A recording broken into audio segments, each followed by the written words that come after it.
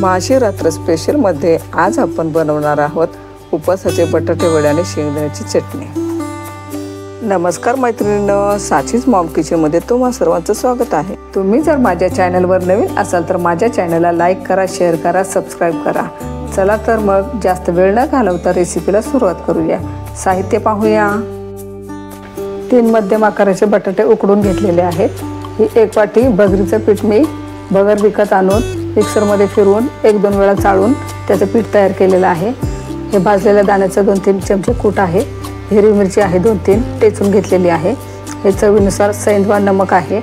हे पाव चमचा साखर आहे आणि फक्त काश्मीरी मिरची पावडर आहे। याच्यात गरम मसाले वगैरे काही नाही आहे। चटणीसाठी अर्धी वाटी मी भाजलेले शेंगदाणे घेतलेले आहेत। 1 मिरची घेतलेली आहे आणि पाव चमचा जिरं घेतलेलं आहे। बटाटे छान असे कुस करून घ्यायचे आहेत। हातानेच कुस करायचे आहेत।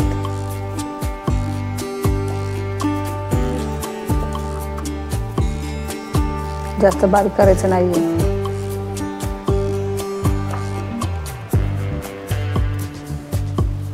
बटाटा आपला हाताने छान कुस करून झालेला आहे। आता आपण हिरवी मिरची टाकू।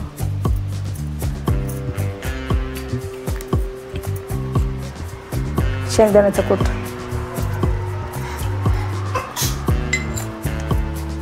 चवीनुसार मीठ,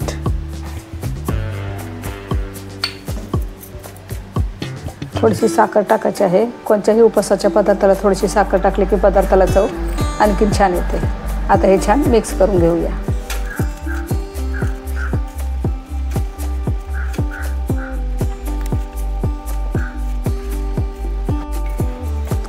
छान गोळा तयार झालेला आहे। मिक्स करून झाले आपलं सगळं।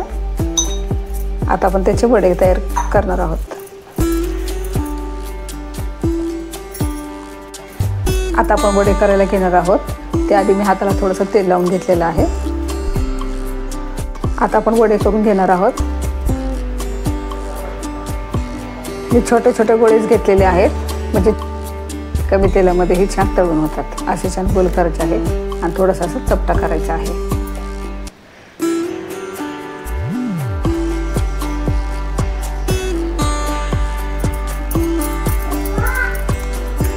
आपले छोटे छोटे वडे तयार करून झालेले आहेत। आता आपण त्यासाठी एक बॅटर बनवून घेणार आहोत।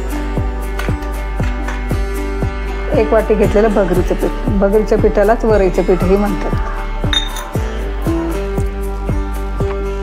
काश्मीरी मिरची,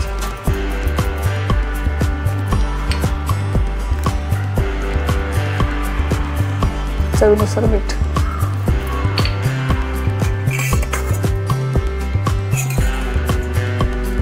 थोडंसं तेल,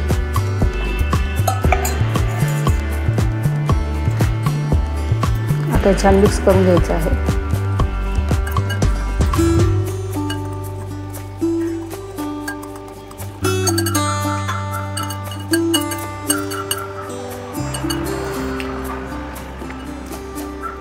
आता आपण थोडं पाणी टाकणार आहोत। पाणी थोडं थोडं टाकूनच मिक्स करून घ्यायचं आहे।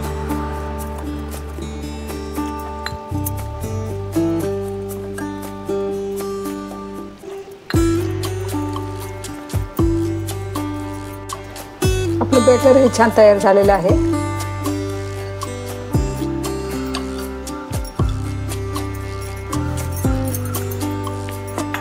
आता आपण वडे तळायला घेणार आहोत।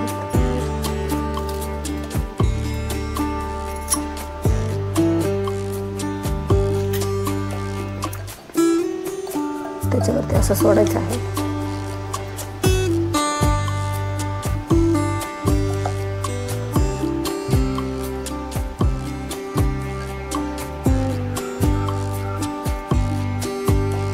गॅसवरती मी तेल ठेवलेलं आहे। कढईमध्ये तेलही गरम झालेलं आहे। आता आपण वडे तळून घेऊया।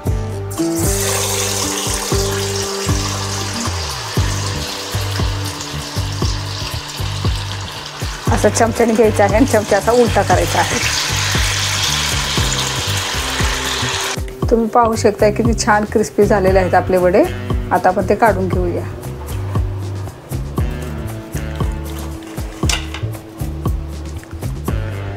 याच पद्धतीने उरलेले वडेही तळून घेऊयात। वड्याबरोबर खाण्यासाठी आता आपण चटणी करून घेणार आहोत। शेंगदाणे, हिरवी मिरची, चवीनुसार मीठ. आता आपण हे मिक्सरमध्ये फिरवून घेऊया. आपली चटणी तयार आहे. एका वाटीमध्ये आपण काढून घेऊया. ही चटणी तुम्हाला हवी असेल तर तुम्ही अशीही खाऊ शकता, पण आपण त्याला एक तडका देणार आहोत.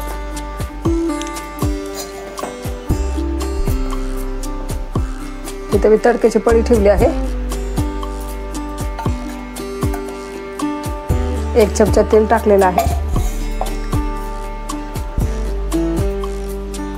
चटणीला तडका दिल्यामुळे चटणी पचायलाही हलकी होईल आपली.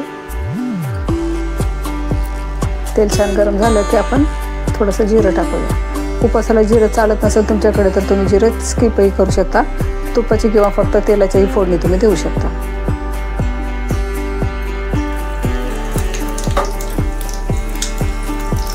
आता आपण चटणीवर टाकूया. छान अशी मिक्स करून घेऊया. आपली चटणी ही छान तयार झालेली आहे. चटणी अशी पातळच ठेवायची आहे. वड्यांबरोबर छान लागते. उपवासाचे वडे आणि शेंगदाण्याची चटणी तयार आहे.